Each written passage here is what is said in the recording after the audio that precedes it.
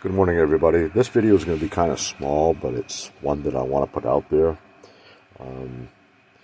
Recently, I purchased a Gowan 20-inch chainsaw, a very powerful chainsaw, and I want to mention a few things that a lot of people don't realize. First, I want to turn this light on so everybody can see what I'm talking about.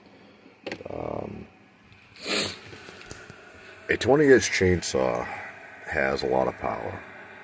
And these chains can be very dangerous if you're not very careful.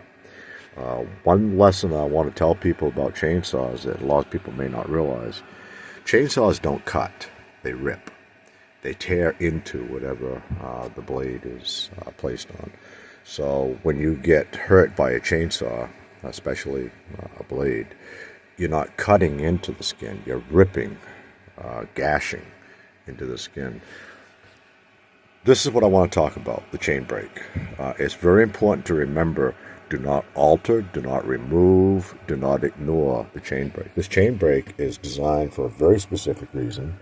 It's designed to save you from incidents that could happen, such as kickbacks, a chain that accidentally breaks and could actually pop forward, which could hurt you real bad.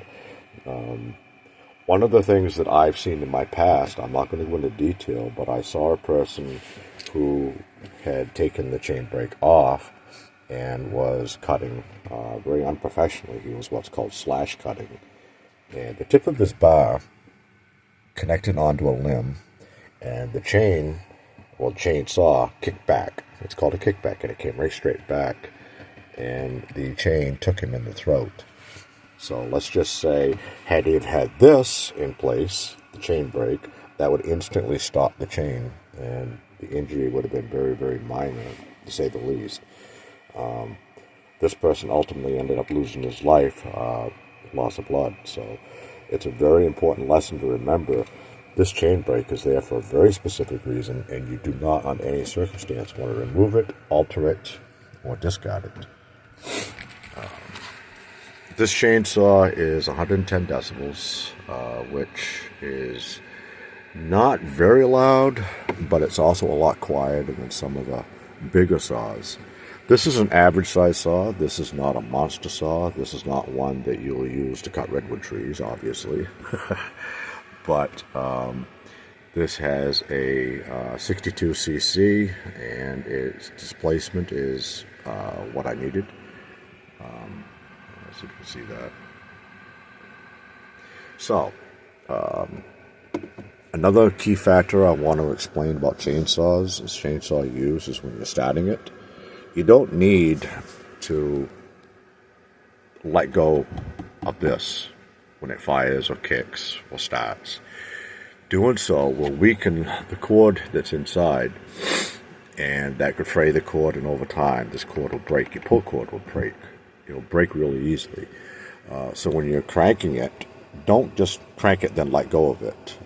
That weakens it, and like I said, it can break it, and you have to take the housing off to replace it, and that could be kind of challenging if you want to know the truth. Every single time you use a chainsaw, at the end of the day or at the end of the project, when you're done with it, make sure you check your fuel, make sure there's no leaks. Make sure you check your oil. Make sure there's no leaks. This one has a see-through oil dispenser, so you can see how much fuel you have. That's a good idea. It's always a good idea to never run a chainsaw completely out of fuel. Sometimes you can't help it, but if you can catch it when it gets down to about here, shut it off, let it cool off a few minutes, and then refill. Make sure you wipe any excess oil and fuel away from the components of the chainsaw.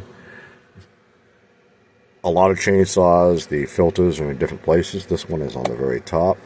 All you have to do is take it off, take the housing off. With this one, you just pull the red button back and pull up on it. It's very easy to do. You always want to make sure these are clean, because this is what's covering your carburetor. You don't want debris get down in your carburetor. So you unscrew it, you take it, you clean it off. You try not to rip it. And you're good to go. Just make sure you maintain it. Behind the sprocket, sometimes debris will get caught in there, sawdust, because this is a self-oiling chain. The oil and the sawdust combined will cause it to bind up now and then, especially in cold weather.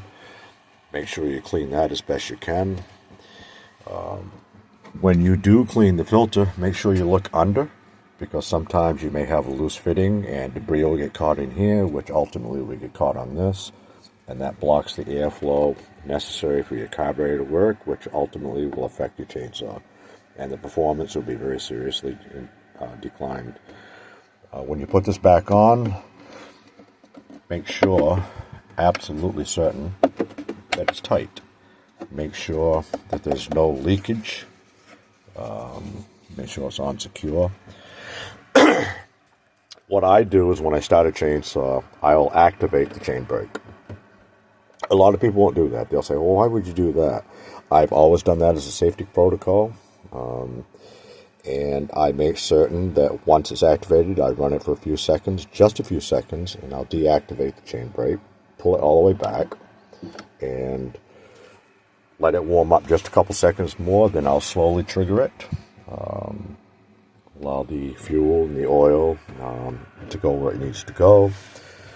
Proper maintaining a chainsaw is key to its survival.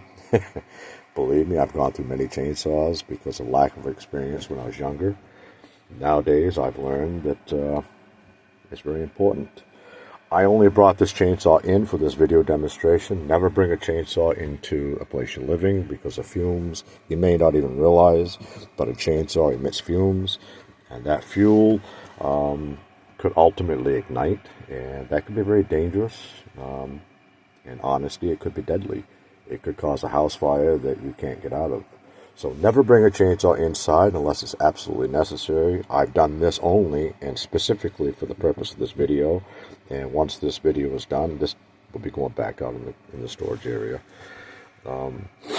That being said, I'm going to wrap this video up. I thank you all for watching this. It probably bored the hell out of you. That was not my intention. But it's been on my mind for a couple days now.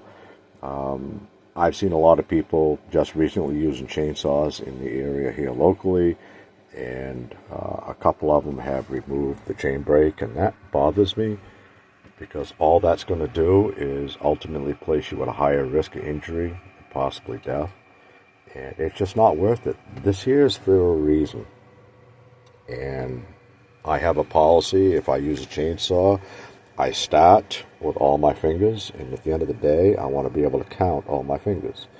I hope that doesn't sound mean or rude or insensitive, but let's be honest. That's what this video is about, chainsaw safety. When I use a chainsaw, I wear chaps. I don't have them on now, but I wear chaps because legs are still important. Your bar is close to your legs and your feet. You wear steel toes. Ear protection, that's another thing. Anytime I use a chainsaw, I use ear protection. And if I don't have ear protection readily available in this form, I use ear protection in that form. And that's very, very good to have. So, I'm going to shut this video down, upload it to YouTube. Hope you guys enjoyed this video. If there's anything I've missed, please don't be afraid to mention in the comment section. I do not delete comments, so if you find that what I've said is wrong, please correct me on it. Because at the end of the day, I want to make sure that I'm saying this right. I don't know all the answers. If I did, I'd probably write a book about it. So if there's anything whatsoever that I've said about this that is wrong or faulty, please let me know. And I'm not afraid of negative criticism because that's how we learn. I do not delete comments. I do not block people. My channel is 100% transparent, and that's the way I intend to stay. So I ask that anybody watching this, if you notice that I've mispronounced something or misstated something or something is actually wrong, please tell me. Thank you, and I hope you all have a good day, and above all things, stay safe.